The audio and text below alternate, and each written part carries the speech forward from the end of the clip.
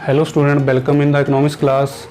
ਅੱਜ ਅਸੀਂ ਜੁਲਾਈ ਦਾ sample paper ਦੀ revision ਕਰਨ ਜਾ ਰਹੇ ਹਾਂ ਪਲੱਸ 2 ਕਲਾਸ ਦੀ, ਜਿਹਦੇ ਵਿੱਚ ਅਸੀਂ ਸਭ ਤੋਂ ਪਹਿਲਾਂ ਇੱਕ ਇੱਕ ਅੰਕ ਦੇ ਪ੍ਰਸ਼ਨਾਂ ਦੀ ਦੁਹਰਾਈ ਕਰਾਂਗੇ।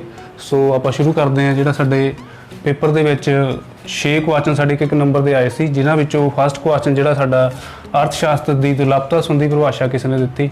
ਬੱਚਿਓ, ਆਪਾਂ ਪਰਿਭਾਸ਼ਾਵਾਂ ਵਾਲੀ ਵੀਡੀਓ ਦੇ ਵਿੱਚ ਅਲੱਗ-ਅਲੱਗ ਅਰਥ ਸ਼ਾਸਤਰੀਆਂ ਨੇ ਅਲੱਗ-ਅਲੱਗ ਪਰਿਭਾਸ਼ਾਵਾਂ ਦਿੱਤੀਆਂ ਸੀ, ਜਿਹਦੇ ਵਿੱਚ ਧਨ ਸੰਬੰਧੀ ਪਰਿਭਾਸ਼ਾ ਐਡਮ ਸਮਿਥ ਨੇ ਦਿੱਤੀ ਸੀ, ਕਲਿਆਣ ਸੰਬੰਧੀ ਪਰਿਭਾਸ਼ਾ ਡਾਕਟਰ ਮਾਰਸ਼ਲ ਨੇ ਦਿੱਤੀ ਸੀ, ਤੇ ਦੁਰਲਭਤਾ ਸੰਬੰਧੀ ਪਰਿਭਾਸ਼ਾ ਜਿਹੜੀ ਆ ਉਹ ਲਾਰਡ ਰੋਬਿਨਸਨ ਨੇ ਦਿੱਤੀ ਸੀ। ਉਹ ਪਰਿਭਾਸ਼ਾਵਾਂ ਅਸੀਂ ਫਾਈਨਲ ਪੇਪਰ ਜਿਹੜਾ ਬਾਈ ਮੰਥਲੀ ਹੋ ਰਿਹਾ ਉਹਦੇ ਵਿੱਚ ਜ਼ਰੂਰ ਯਾਦ ਕਰਨੀ ਹੈ ਕਿ ਕਿਹੜੇ ਅਰਥ ਸ਼ਾਸਤਰੀ ਕਿਹੜੀ ਪਰਿਭਾਸ਼ਾ ਦਿੱਤੀ ਹੈ। ਸੋ ਇਹਦੇ ਵਿੱਚ ਜਿਹੜਾ ਸਾਨੂੰ ਕੁਐਸਚਨ ਪੁੱਛਿਆ ਹੈ ਉਹ ਹੈ ਅਰਥ ਸ਼ਾਸਤਰ ਦੀ ਦੁਰਲਭਤਾ ਸੰਬੰਧੀ ਪਰਿਭਾਸ਼ਾ ਕਿਸ ਨੇ ਦਿੱਤੀ ਸੀ। ਸੋ ਸਾਨੂੰ ਆਪਸ਼ਨਾਂ ਦਿੱਤੀਆਂ ਹੈ professor martial, Adam Smith, Lord ਰੋਬਿਨਸ ਅਤੇ ਪੀਗੂ। ਸੋ ਜਿਹੜੀ ਦੁਰਲਭਤਾ ਸੰਬੰਧੀ ਪਰਿਭਾਸ਼ਾ ਆ ਉਹ ਲਾਰਡ ਰੋਬਿਨਸਨ ਨੇ ਦਿੱਤੀ ਸੀ।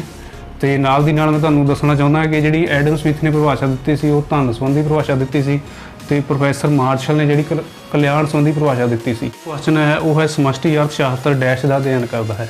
ਇੱਥੇ ਸਾਨੂੰ ਬਲੈਂਕਸ ਭਰਨੀ ਪਵੇਗੀ। ਬਲੈਂਕਸ ਭਰਨ ਲਈ ਸਾਨੂੰ ਆਪਸ਼ਨਾਂ ਦਿੱਤੀਆਂ ਹੋਈਆਂ ਹਨ: ਸੰਪੂਰਨ ਅਰਥ ਅਵਸਥਾ, ਇੱਕ ਵਿਸ਼ੇਸ਼ ਵਿਅਕਤੀ ਦਾ ਅਧਿਐਨ, ਇੱਕ ਉਦਯੋਗ ਦਾ, ਇੱਕ ਕੋਈ ਨਹੀਂ। ਉਪਰੋਕਤ ਭਾਵ ਇਹਨਾਂ ਊੜਾ ਜਿਹੜਾ ਈਡੀ ਆਪਸ਼ਨਾਂ ਵਿੱਚੋਂ ਕੋਈ ਨਹੀਂ। ਪਰ ਸਾਡਾ ਜਿਹੜਾ ਸਮਸ਼ਟੀ ਅਰਥ ਸ਼ਾਸਤਰ ਹੈ ਉਹ ਕੀ ਕਰਦਾ ਹੈ? ਸੰਪੂਰਨ ਅਰਥ ਅਵਸਥਾ ਦਾ ਅਧਿਐਨ ਕਰਦਾ ਹੈ, ਸਾਰੀ ਦੇਸ਼ ਦੀ ਅਰਥ ਵਿਵਸਥਾ ਦਾ ਅਧਿਐਨ ਕਰਦਾ ਹੈ। ਸੋ ਆਪਾਂ ਜਿਹੜੀ ਆਪਸ਼ਨ ਹੈ ਊੜੇ ਤੇ ਆਪਾਂ ਟਿਕ ਕਰਾਂਗੇ, ਸਾਡੀ ਜਿਹੜੀ ਆਪਸ਼ਨ ਊੜਾ ਸਹੀ ਹੈ। ਤੀਸਰਾ ਜਿਹੜਾ ਪ੍ਰਸ਼ਨ ਸੀ ਸਾਡਾ, ਰੁਜ਼ਗਾਰ ਸਿਧਾਂਤ ਦਾ ਅਧਿਐਨ ਡੈਸ਼ ਵਿੱਚ ਕੀਤਾ ਜਾਂਦਾ ਹੈ। ਆਮਦਨ ਅਤੇ ਰੁਜ਼ਗਾਰ ਦਾ ਜਿਹੜਾ ਸੰਬੰਧ ਆ ਉਹ ਸਮਸ਼ਟੀ ਅਰਥ ਸ਼ਾਸਤਰ ਦੇ ਨਾਲ ਹੁੰਦਾ ਹੈ।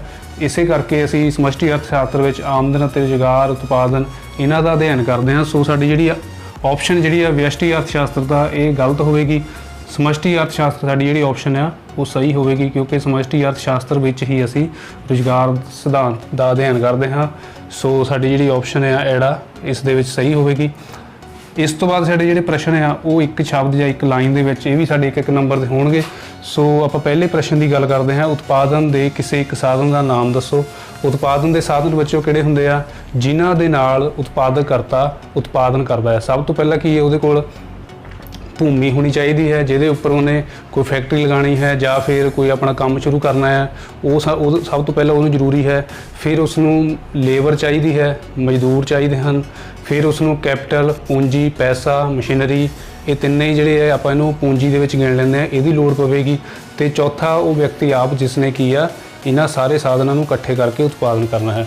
ਸੋ ਸਾਡੇ ਕੋਲ ਇੱਕ ਦਾ ਨਾਮ ਪੁੱਛਿਆ, ਆਪਾਂ ਸਾਰੇ ਲਿਖ ਦੇਣੇ ਆ। ਹੋ ਸਕਦਾ ਇਹਨਾਂ 'ਚੋਂ ਕੋਈ ਵੀ ਆਪਾਂ ਪੇਪਰ ਦੇ ਵਿੱਚ ਲਿਖ ਸਕਦੇ ਹਾਂ। ਫਸਟ ਹੈਗੀ ਭੂਮੀ, ਸੈਕਿੰਡ ਮਜ਼ਦੂਰ, ਸਾਨੂੰ ਮਜ਼ਦੂਰਾਂ ਦੀ ਲੋੜ ਪੈਣੀ ਹੈ ਜਦੋਂ ਵੀ ਅਸੀਂ ਕੰਮ ਕਰਨਾ, ਉਤਪਾਦਨ ਕਰਨਾ ਹੈ। ਫਿਰ ਪੂੰਜੀ ਦੀ ਲੋੜ ਪਵੇਗੀ, ਪੂੰਜੀ ਭਾਵ ਮਸ਼ੀਨਾਂ ਜਾਂ ਪੈਸਾ। ਫਿਰ ਉਦਮੀ ਦਾ ਹੋਣਾ ਬਹੁਤ ਹੀ ਜ਼ਰੂਰੀ ਹੈ, ਕਿਉਂਕਿ ਉਦਮੀ ਕੌਣ ਹੁੰਦਾ? ਉਤਪਾਦਕ ਕਰਤਾ, ਜਿਹਨੇ ਕੀ ਆ ਇਹਨਾਂ ਤਿੰਨਾਂ ਸਾਧਨਾਂ ਨੂੰ ਇਕੱਠੇ ਕਰਕੇ ਉਤਪਾਦਨ ਕਰਨਾ ਹੈ। ਤਾਂ ਹੀ ਕੀ ਆ ਉਤਪਾਦਨ ਹੋ ਸਕੇਗਾ। ਜੇ ਇਹਨਾਂ 'ਚੋਂ ਕੋਈ ਵੀ ਇੱਕ ਵੀ ਸਾਧਨ ਸਾਡਾ ਮਿਸ ਹੋਇਆ ਦੈਨ ਕੀ ਉਤਪਾਦਨ ਨਹੀਂ ਹੋ ਸਕੇਗਾ। ਨੈਕਸਟ ਜਿਹੜਾ ਸਾਡਾ ਕੁਐਸਚਨ ਹੈ, ਆਰਥਿਕ ਕਿਰਿਆ ਕੀ ਹੈ? ਆਰਥਿਕ ਕਿਰਿਆ ਬੱਚਿਓ ਉਹ ਕੰਮ ਜਿਹਦੇ ਨਾਲ ਕੀ ਹੈ ਆਮਦਨ ਹੋਵੇ, ਸਾਨੂੰ ਪੈਸਾ ਪ੍ਰਾਪਤ ਹੋਵੇ। ਆਮਦਨ ਦੀ ਸਿਰਜਣਾ ਆਪਾਂ ਇਹਨੂੰ ਕਹਿ ਸਕਦੇ ਆਰਥਿਕ ਕਿਰਿਆ। ਫੋਰ ਐਗਜ਼ਾਮਪਲ ਆਪਾਂ ਕਹਿ ਸਕਦੇ ਹਾਂ ਕਿ ਘੁਮਿਆਰ ਕੀ ਆ? ਮਿੱਟੀ ਦੇ ਭਾਂਡੇ ਬਣਾ ਕੇ ਵੇਚਦਾ ਹੈ। ਮਿੱਟੀ ਦੇ ਭਾਂਡੇ ਬਣਾ ਕੇ ਵੇਚਣ ਦੀ ਕਿਰਿਆ ਨੂੰ ਅਸੀਂ ਆਰਥਿਕ ਕਿਰਿਆ ਕਹਾਂਗੇ। ਇੱਕ ਟੀਚਰ ਕਲਾਸ ਦੇ ਵਿੱਚ ਪੜ੍ਹਾਉਂਦਾ ਹੈ ਸਕੂਲ ਦੇ ਵਿੱਚ, ਉਸਨੂੰ ਮਹੀਨੇ ਬਾਅਦ ਸੈਲਰੀ ਮਿਲਦੀ ਹੈ। ਸੋ ਟੀਚਿੰਗ ਜਿਹੜੀ ਆ ਉਹ ਵੀ ਕੀ ਇੱਕ ਆਰਥਿਕ ਕਿਰਿਆ ਹੈ। ਸੋ ਆਪਾਂ ਕਹਿ ਸਕਦੇ ਹਾਂ ਆਰਥਿਕ ਕਿਰਿਆ ਕੀ ਹੈ? ਆਮਦਨ ਦੀ ਸਿਰਜਣਾ ਦੀ ਕਿਰਿਆ। ਆਪਾਂ ਉਸ ਕਿਰਿਆ ਨੂੰ ਆਰਥਿਕ ਕਿਰਿਆ ਕਹਾਂਗੇ ਜਿਹਦੇ ਨਾਲ ਕੀ ਆ ਆਮਦਨ ਦੀ ਸਿਰਜਣਾ ਹੁੰਦੀ ਹੈ। ਥਰਡ ਪ੍ਰਸ਼ਨ ਜਿਹੜਾ ਸਾਨੂੰ ਪੁੱਛਿਆ ਗਿਆ ਹੈ, ਬੇਰੁਜ਼ਗਾਰੀ ਦੀਆਂ ਕਿਸੇ ਦੋ ਕਿਸਮਾਂ ਦੇ ਨਾਮ ਦੱਸੋ। ਬੱਚਿਓ, ਬੇਰੁਜ਼ਗਾਰੀ ਦੀਆਂ ਅਲੱਗ-ਅਲੱਗ ਕਿਸਮਾਂ ਹੁੰਦੀਆਂ ਹਨ। ਜਿਵੇਂ ਆਪਾਂ ਕਹਿ ਸਕਦੇ ਹਾਂ ਮੌਸਮੀ ਬੇਰੁਜ਼ਗਾਰੀ, ਜਿਹੜੀ ਮੌਸਮ ਦੇ ਬਦਲਣ ਦੇ ਨਾਲ ਬੇਰੁਜ਼ਗਾਰੀ ਹੁੰਦੀ। ਫੋਰ ਐਗਜ਼ਾਮਪਲ ਜਿਹੜੀ ਆਈਸ ਫੈਕਟਰੀ ਆ ਉਹ ਵਿੰਟਰ ਦੇ ਵਿੱਚ, ਸਿਆਲਾਂ ਦੇ ਵਿੱਚ, ਠੰਡ ਦੇ ਵਿੱਚ ਕੀ ਉਹ ਬੰਦ ਹੋ ਜਾਂਦੀ ਹੈ। ਇਸ ਨੂੰ ਆਪਾਂ ਬੇਰੁਜ਼ਗਾਰੀ, ਮੌਸਮ ਦੀ ਬੇਰੁਜ਼ਗਾਰੀ ਕਹਾਂਗੇ।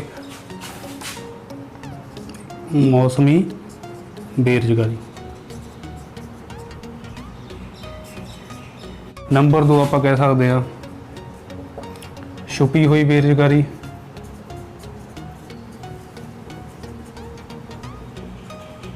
ਛੁਪੀ हुई बेरोजगारी तो भाव है ਕਿ ਕਿਸੇ ਉਤਪਾਦਨ ਕਿਰਿਆ ਵਿੱਚ ਲੋੜ ਤੋਂ ਜ਼ਿਆਦਾ ਬੰਦਿਆਂ ਦਾ ਲੱਗੇ ਹੋਣਾ। ਫੋਰ ਐਗਜ਼ਾਮਪਲ ਇੱਕ ਖੇਤ ਦੇ ਵਿੱਚ 5 ਮਜ਼ਦੂਰ ਕੰਮ ਕਰ ਰਹੇ ਹਨ ਤੇ 2 ਕੁਆਂਟਲ ਉਹ ਕੀ ਆ ਕਣਕ ਪੈਦਾ ਕਰ ਰਹੇ ਹਨ, ਤੇ ਜੇਕਰ ਉਹਨਾਂ ਵਿੱਚੋਂ 2 ਮਜ਼ਦੂਰਾਂ ਨੂੰ ਆਪਾਂ ਖੇਤ ਦੇ ਵਿੱਚੋਂ ਹਟਾ ਵੀ ਦਈਏ ਤਾਂ ਵੀ ਜਿਹੜੇ ਉਹ 3 ਮਜ਼ਦੂਰ 2 ਕੁਆਂਟਲ ਹੀ ਕਣਕ ਪੈਦਾ ਕਰਨਗੇ। ਭਾਵ ਕਿ ਜਿਹੜੇ 2 ਵਿਅਕਤੀ ਆਪਾਂ ਕੰਮ ਤੋਂ ਹਟਾਏ ਹਨ ਉਹ ਕੀ ਹੈ ਛੁਪੇ ਹੋਏ ਬੇਰੁਜ਼ਗਾਰ ਹਨ। ਕਿਉਂਕਿ ਉਤਪਾਦਨ ਦੇ ਉੱਪਰ ਕੋਈ ਪ੍ਰਭਾਵ ਨਹੀਂ ਪਿਆ, ਕੋਈ ਉਤਪਾਦਨ ਘਟਿਆ ਨਹੀਂ। ਜੇਕਰ ਉਹ 2 ਬੰਦਿਆਂ ਨੂੰ ਉਸ ਕੰਮ ਤੋਂ ਹਟਾਉਣ ਦੇ ਨਾਲ ਉਤਪਾਦਨ ਦੇ ਉੱਪਰ ਕੋਈ ਪ੍ਰਭਾਵ ਨਹੀਂ ਪੈਂਦਾ ਤਾਂ ਜਿਹੜੇ ਵਿਅਕਤੀ ਆਪਾਂ ਕੰਮ ਤੋਂ ਹਟਾਵਾਂਗੇ ਉਹਨਾਂ ਨੂੰ ਆਪਾਂ ਕਹਾਂਗੇ ਛੁਪੇ ਹੋਏ ਬੇਰੁਜ਼ਗਾਰ। ਸੋ 2 ਤਰ੍ਹਾਂ ਦੀ ਆਪਾਂ ਕਿਸਮਾਂ ਦੀ ਗੱਲ ਕੀਤੀ ਹੈ, ਮੌਸਮੀ ਬੇਰੁਜ਼ਗਾਰੀ ਤੇ ਛੁਪੀ ਹੋਈ ਬੇਰੁਜ਼ਗਾਰੀ। ਸੋ ਉਮੀਦ ਹੈ ਤੁਹਾਨੂੰ ਜਿਹੜਾ ਅੱਜ ਦਾ ਅਸੀਂ ਸੈਂਪਲ ਪੇਪਰ ਦੀ ਰਿਵੀਜ਼ਨ ਕੀਤੀ ਹੈ, ਦੁਹਰਾਈ ਕੀਤੀ ਹੈ, ਤੁਹਾਨੂੰ ਕਲੀਅਰ ਹੋ ਗਈ ਹੋਵੇਗੀ। ਤੁਸੀਂ ਇਹਨਾਂ ਨਾਲ ਮਿਲਦੇ ਜੁਲਦੇ ਜਿਹੜੇ ਪ੍ਰਸ਼ਨ 1-1 ਨੰਬਰ ਦੇ 2-2 ਨੰਬਰ ਦੇ ਪੇਪਰ ਦੇ ਵਿੱਚ ਆਉਣ ਦੀ ਉਮੀਦ ਹੈ ਉਹ ਤੁਸੀਂ ਜ਼ਰੂਰ ਯਾਦ ਕਰਨੇ ਹਨ ਜੋ ਕਾਪੀਆਂ 'ਤੇ ਅਸੀਂ ਲਿਖੇ ਹੋਏ ਹਨ। ਸੋ ਅੱਜ ਦੇ ਇਸ ਕਲਾਸ ਦੇ ਵਿੱਚ ਇੰਨਾ ਹੀ। ਥੈਂਕਸ। ਹਾਂਜੀ ਸਟੂਡੈਂਟ, ਵੀਡੀਓ ਦੇ ਨੈਕਸਟ ਪਾਰਟ 'ਤੇ ਅਸੀਂ ਕਰਾਂਗੇ 2 ਮਾਰਕਸ ਦੇ ਕੁਐਸਚਨ ਜੋ ਕਿ ਸਾਡੇ ਜੁਲਾਈ ਦੇ ਸੈਂਪਲ ਪੇਪਰ ਦੇ ਵਿੱਚ ਆਏ ਸੀ। ਸੋ ਸਭ ਤੋਂ ਪਹਿਲਾਂ ਅਸੀਂ ਦੱਸ ਦਈਏ ਕਿ ਜਿਹੜੇ 2 ਮਾਰਕਸ ਦੇ ਜਿਹੜੇ ਕੁਐਸਚਨਸ ਨੇ ਉਹਨਾਂ ਦੀ ਜਿਹੜੀ ਲੈਂਥ ਹੈ 30 ਤੋਂ 35 ਸ਼ਬਦਾਂ ਦੇ ਵਿੱਚ ਹੋਣੀ ਚਾਹੀਦੀ। ਇਸ ਤੋਂ ਜ਼ਿਆਦਾ ਲੰਬਾ ਅਸੀਂ ਨਹੀਂ ਲਿਖਣਾ ਹੈਗਾ। ਸੋ ਫਸਟ ਕੁਐਸਚਨ ਦੀ ਆਪਾਂ ਗੱਲ ਕਰਦੇ ਹਾਂ। ਫਸਟ ਕੁਐਸਚਨ ਸਾਡਾ ਸੀ ਮਿਸ਼ਰਤ ਅਰਥ ਵਿਵਸਥਾ ਤੋਂ ਕੀ ਭਾਵ ਹੈ।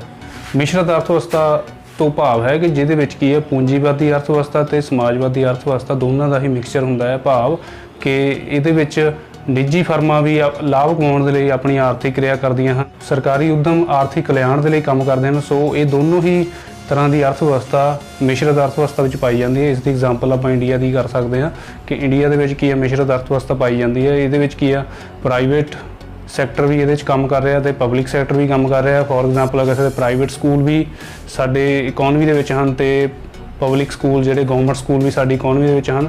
ਸੋ ਆਪਾਂ ਕਹਿ ਸਕਦੇ ਕਿ ਜਿਹੜੀ ਮਿਸ਼ਰਤ ਅਰਥ ਵਿਵਸਥਾ ਆ ਉਹ ਕੀ ਆ ਮਿਕਸਚਰ ਹੁੰਦਾ ਹੈ ਪੂੰਜੀਵਾਦੀ ਅਰਥ ਵਿਵਸਥਾ ਤੇ ਸਮਾਜਵਾਦੀ ਅਰਥ ਵਿਵਸਥਾ ਦਾ।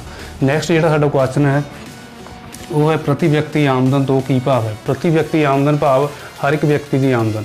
ਇਹਨੂੰ ਆਪਾਂ ਕਹਿ ਸਕਦੇ ਇੱਕ ਸਾਲ ਦੇ ਦੌਰਾਨ ਕਿਸੇ ਦੇਸ਼ ਦੇ ਹਰ ਇੱਕ ਵਿਅਕਤੀ ਪ੍ਰਤੀ ਵਿਅਕਤੀ ਨੂੰ ਜੋ ਇੱਕ ਦਿਨ ਦੇ ਵਿੱਚ ਆਮਦਨ ਪ੍ਰਾਪਤ ਹੁੰਦੀ ਹੈ ਉਹਨੂੰ ਅਸੀਂ ਪ੍ਰਤੀ ਵਿਅਕਤੀ ਆਮਦਨ ਕਹਿ ਸਕਦੇ ਹਾਂ। ਇਸ ਦੀ ਜਿਹੜੀ ਗਣਨਾ ਹੈ ਅਸੀਂ ਕਰ ਸਕਦੇ ਹਾਂ ਪ੍ਰਤੀ ਵਿਅਕਤੀ ਆਮਦਨ ਬਰਾਬਰ ਕੁੱਲ ਘਰੇਲੂ ਉਤਪਾਦ, ਕਿ ਸਾਡਾ ਜਿਹੜਾ ਕੁੱਲ ਘਰੇਲੂ ਉਤਪਾਦ ਦੇਸ਼ ਦੇ ਵਿੱਚ ਕਿੰਨਾ ਉਤਪਾਦਨ ਹੋ ਰਿਹਾ ਹੈ ਉਹਨੂੰ ਕੀ ਅਸੀਂ ਕੁੱਲ ਜਨਸੰਖਿਆ ਦੇ ਨਾਲ ਵੰਡ ਦੇਣਾ ਤੇ ਸਾਡੀ ਜਿਹੜੀ ਪ੍ਰਤੀ ਵਿਅਕਤੀ ਆਮਦਨ ਹੈ ਉਹ ਕੈਲਕੂਲੇਟ ਹੋ ਸਕਦੀ ਹੈ। 1947-48 ਦੇ ਵਿੱਚ ਸਾਡੇ ਜਿਹੜੇ ਦੇਸ਼ ਦੀ ਪ੍ਰਤੀ ਵਿਅਕਤੀ ਆਮਦਨ ਸੀ ਉਹ 230 ਰੁਪਏ ਸੀ। ਇਹ ਕੁਐਸਚਨ ਤੁਹਾਨੂੰ ਕਈ ਵਾਰ ਅਲੱਗ 1 ਨੰਬਰ ਦੇ ਵਿੱਚ ਪੁੱਛਿਆ ਜਾ ਸਕਦਾ ਕਿ 1947-48 ਵਿੱਚ ਸਾਡੀ ਜਿਹੜੀ ਪ੍ਰਤੀ ਵਿਅਕਤੀ ਆਮਦਨ ਹੈ ਉਹ ਕਿੰਨੀ ਸੀ। ਥਰਡ ਕੁਐਸਚਨ ਹੈ ਸਾਡਾ ਅਰਥ ਵਿਵਸਥਾ ਦੇ ਮੁੱਢਲੇ ਖੇਤਰ ਤੋਂ ਕੀ ਭਾਵ ਹੈ। ਮੁੱਢਲਾ ਖੇਤਰ ਉਹ ਖੇਤਰ ਹੈ ਜਿਹਦੇ ਵਿੱਚ ਕੀ ਹੈ ਕੁਦਰਤੀ ਸਾਧਨਾਂ ਦੀ ਵਰਤੋਂ ਕਰਕੇ ਉਤਪਾਦਨ ਕੀਤਾ ਜਾਂਦਾ। ਕੁਦਰਤੀ ਸਾਧਨ ਕਿਹੜੇ ਹੋ ਸਕਦੇ, ਭੂਮੀ ਹੋ ਸਕਦੀ ਹੈ, ਪਸ਼ੂ ਹੋ ਸਕਦੇ ਆ, ਜੀਵ ਹੋ ਸਕਦੇ ਆ, ਠੀਕ ਹੈ, ਖਣਿਜ ਪਦਾਰਥ ਹੋ ਸਕਦੇ ਆ। ਸੋ ਆਪਾਂ ਕਹਿ ਸਕਦੇ ਹਾਂ ਮੁੱਢਲਾ ਖੇਤਰ ਉਹ ਖੇਤਰ ਹੁੰਦਾ ਹੈ ਜਿਹਦੇ ਵਿੱਚ ਕੀ ਹੈ ਕੁਦਰਤੀ ਸਾਧਨਾਂ ਦੀ ਵਰਤੋਂ ਕਰਕੇ ਉਤਪਾਦਨ ਕੀਤਾ ਜਾਂਦਾ। ਫੋਰ ਐਗਜ਼ਾਮਪਲ ਆਪਾਂ ਖੇਤੀਬਾੜੀ ਕਹਿ ਸਕਦੇ ਜਿਹਦੇ ਫਸਲਾਂ ਦਾ ਉਤਪਾਦਨ ਕੀਤਾ ਜਾਂਦਾ, ਪਸ਼ੂ ਪਾਲਣ ਜਿਹਦੇ ਵਿੱਚ ਆਪਾਂ ਕਹਿੰਦੇ ਦੁੱਧ ਦਾ ਉਤਪਾਦਨ ਕੀਤਾ ਜਾਂਦਾ, ਮੁਰਗੀ ਪਾਲਣ, ਮੱਛੀ ਪਾਲਣ, ਖਣਿਜ ਪਦਾਰਥ ਜੋ ਕਿ ਧਰਤੀ ਦੇ ਵਿੱਚੋਂ ਨਿਕਲਦੀਆਂ ਹਨ। ਸੋ ਇਸ ਦੇ ਨਾਲ ਹੀ ਆਪਾਂ ਕਹਿ ਸਕਦੇ ਹਾਂ ਫਲਾਂ ਦੀ ਖੇਤੀ, ਫੁੱਲਾਂ ਦੀ ਖੇਤੀ, ਮਧੂਮੱਖੀ ਦੀ ਪਾਲਣਾ, ਇਹ ਸਾਰੇ ਕੀ ਆ ਪ੍ਰਾਇਮਰੀ ਖੇਤਰ ਵਿੱਚ ਆਉਂਦੇ ਹਨ, ਮੁੱਢਲੇ ਖੇਤਰ ਵਿੱਚ ਆਉਂਦੇ ਹਨ। ਗੱਲ ਕਰਦੇ ਹਾਂ ਚੌਥੇ ਪ੍ਰਸ਼ਨ ਦੀ। ਚੌਥਾ ਪ੍ਰਸ਼ਨ ਹੈ ਸਾਡਾ ਸਪੇਖ ਗਰੀਬੀ ਤੋਂ ਕੀ ਭਾਵ ਹੈ। ਇਹ ਇੱਕ ਗਰੀਬੀ ਦੀ ਕਿਸਮ ਹੈ ਜਿਹਦੇ 'ਚ ਆਪਾਂ ਗਰੀਬੀ ਦੀ ਕੈਲਕੂਲੇਸ਼ਨ ਕਰਦੇ ਹਾਂ, ਧਾਰਨਾ ਨੂੰ ਸਿੱਧ ਕਰਦੇ ਹਾਂ। ਫੋਰ ਐਗਜ਼ਾਮਪਲ ਕਹਿ ਸਕਦੇ ਹਾਂ ਇਹਦੇ ਵਿੱਚ ਵੱਖ-ਵੱਖ ਦੇਸ਼ਾਂ, ਵੱਖ-ਵੱਖ ਪ੍ਰਾਂਤਾਂ, ਵੱਖ-ਵੱਖ ਵਰਗਾਂ ਦੇ ਲੋਕਾਂ ਦਾ ਦੂਸਰੇ ਦੇਸ਼ ਦੇ ਵੱਖ-ਵੱਖ ਵਰਗਾਂ, ਪ੍ਰਾਂਤਾਂ ਤੇ ਦੇਸ਼ਾਂ ਦਾ ਕੀ ਹੈ ਤੁਲਨਾ ਕੀਤੀ ਜਾਂਦੀ ਹੈ। ਆਪਾਂ ਕਹਿ ਸਕਦੇ ਹਾਂ ਕਿ ਸਟੈਂਡਰਡ ਆਫ ਲਿਵਿੰਗ ਇੱਕ ਦੇਸ਼ ਦਾ ਜੇਕਰ ਲੋ ਆ ਤੇ ਉਸ ਦੇ ਮੁਕਾਬਲੇ ਦੂਸਰੇ ਦੇਸ਼ ਦਾ ਜੇ ਸਟੈਂਡਰਡ ਆਫ ਲਿਵਿੰਗ ਕੀ ਆ ਹਾਈ ਆ ਤਾਂ ਆਪਾਂ ਕਹਿ ਸਕਦੇ ਕਿ ਜਿਨ੍ਹਾਂ ਦਾ ਲੋ ਆ ਉਹਨਾਂ ਨੂੰ ਆਪਾਂ ਸਪੇਖ ਗਰੀਬ ਕਹਾਂਗੇ। ਇਹਦੀ ਹੋਰ ਵੀ ਆਪਾਂ ਐਗਜ਼ਾਮਪਲ ਲੈ ਸਕਦੇ ਕਿ UN ਨੇ, ਯੂਨਾਈਟਿਡ ਨੇਸ਼ਨ ਆਰਗੇਨਾਈਜੇਸ਼ਨ ਨੇ ਕਿਹਾ ਸੀ ਕਿ ਜਿਸ ਦੇਸ਼ ਦੇ ਲੋਕਾਂ ਦੀ ਪ੍ਰਤੀ ਦਿਨ ਆਮਦਨ ਜਿਹੜੀ ਹੈ $1.5 ਤੋਂ ਘੱਟ ਹੈ ਉਹਨੂੰ ਆਪਾਂ ਕੀ ਆ ਸਪੇਖ ਗਰੀਬ ਮੰਨਾਂਗੇ। ਪੰਜਵੇਂ ਪ੍ਰਸ਼ਨ ਵਿੱਚ ਸਾਨੂੰ ਪੁੱਛਿਆ ਗਿਆ ਹੈ ਛੁਪੀ ਬੇਰੁਜ਼ਗਾਰੀ ਦੀ ਉਦਾਹਰਨ ਦਿਓ। ਛੁਪੀ ਬੇਰੁਜ਼ਗਾਰੀ ਤੋਂ ਭਾਵ ਹੈ ਕਿ ਬੇਰੁਜ਼ਗਾਰ ਕੀ ਹੈ ਉਹ ਛੁਪਿਆ ਹੋਇਆ, ਸਾਨੂੰ ਦਿਸ ਨਹੀਂ ਰਿਹਾ ਕਿ ਉਹਨਾਂ 'ਚੋਂ ਕੋਈ ਬੇਰੁਜ਼ਗਾਰ ਹੈ ਜਾਂ ਨਹੀਂ, ਪਰ ਉਹ ਕੰਮ ਕਰਦਾ ਜ਼ਰੂਰ ਸਾਨੂੰ ਦਿਸ ਰਿਹਾ ਹੁੰਦਾ ਹੈ। ਇਹਦੀ ਉਦਾਹਰਨ ਆਪਾਂ ਲੈ ਸਕਦੇ ਹਾਂ। ਮੰਨ ਲਓ ਕਿ ਇੱਕ ਖੇਤ ਦੇ ਵਿੱਚ 7 ਮਜ਼ਦੂਰ ਕੰਮ ਕਰ ਰਹੇ ਆ ਤੇ ਉਹਨਾਂ ਦਾ ਉਤਪਾਦਨ ਕਿੰਨਾ ਹੈ 10 ਕੁਆਂਟਲ ਕਣਕ ਪੈਦਾ ਕਰਦੇ ਆ 7 ਮਜ਼ਦੂਰ ਮਿਲ ਕੇ। ਹੁਣ ਜੇਕਰ ਅਸੀਂ ਕੀ ਉਹਨਾਂ ਵਿੱਚੋਂ 2 ਮਜ਼ਦੂਰਾਂ ਨੂੰ ਕੰਮ ਤੋਂ ਹਟਾ ਦਿੱਤਾ ਜਾਵੇ, ਉਹਨਾਂ ਨੂੰ ਕਿਸੇ ਹੋਰ ਕੰਮ 'ਚ ਲਗਾ ਦਿੱਤਾ ਜਾਵੇ, ਫਿਰ ਵੀ ਸਾਡਾ ਜਿਹੜਾ ਉਤਪਾਦਨ ਆ ਉਹ 10 ਕੁਆਂਟਲ ਹੀ ਰਹੇਗਾ, ਭਾਵ ਉਤਪਾਦਨ ਵਿੱਚ ਕੋਈ ਕਮੀ ਨਹੀਂ ਰਹੇਗੀ। ਸੋ ਜਿਹੜੇ 2 ਮਜ਼ਦੂਰ ਅਸੀਂ ਹਟਾ ਕੇ ਦੂਸਰੇ ਪਾਸੇ ਲਗਾਏ ਆ, ਹੋਰ ਕਿਸੇ ਕੰਮ 'ਚ ਲਗਾਏ ਆ, ਉਹ 2 ਮਜ਼ਦੂਰ ਕੀ ਹੋਣਗੇ? ਛੁਪੇ ਬੇਰੁਜ਼ਗਾਰ ਹੋਣਗੇ। ਇਹ ਜ਼ਿਆਦਾਤਰ ਖੇਤੀਬਾੜੀ 'ਚ ਆਪਾਂ ਕਹਿ ਸਕਦੇ ਪਾਇਆ ਜਾਂਦਾ ਹੈ। ਸਿੰਪਲ ਲਾਈਨ ਦੇ ਵਿੱਚ ਅਸੀਂ ਇਹਨੂੰ ਕਹਿ ਸਕਦੇ ਹਾਂ ਕਿ ਉਤਪਾਦਨ ਦੀ ਕਿਰਿਆ ਦੇ ਵਿੱਚ ਲੋੜ ਤੋਂ ਜ਼ਿਆਦਾ ਮਜ਼ਦੂਰਾਂ ਦਾ ਲੱਗੇ ਹੋਣਾ ਕੀ ਆ? ਛੁਪੀ ਬੇਰੁਜ਼ਗਾਰੀ ਹੁੰਦੀ ਆ। ਉਹਨਾਂ ਵਿੱਚੋਂ ਜਿਹੜੇ ਮਜ਼ਦੂਰਾਂ ਨੂੰ ਅਸੀਂ ਹਟਾ ਕੇ ਦੂਸਰੇ ਕੰਮ 'ਚ ਲਗਾਉਂਦੇ ਆ, ਉਹ ਮਜ਼ਦੂਰ ਕੀ ਹੁੰਦੇ ਆ? ਛੁਪੇ ਬੇਰੁਜ਼ਗਾਰ ਹੁੰਦੇ ਆ।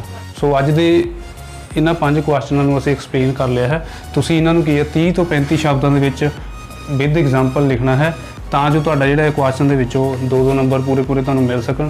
ਸੋ ਉਮੀਦ ਹੈ ਤੁਹਾਨੂੰ ਇਹ 5 ਦੇ 5 ਪ੍ਰਸ਼ਨ ਕਲੀਅਰ ਹੋ ਗਏ ਹੋਣਗੇ।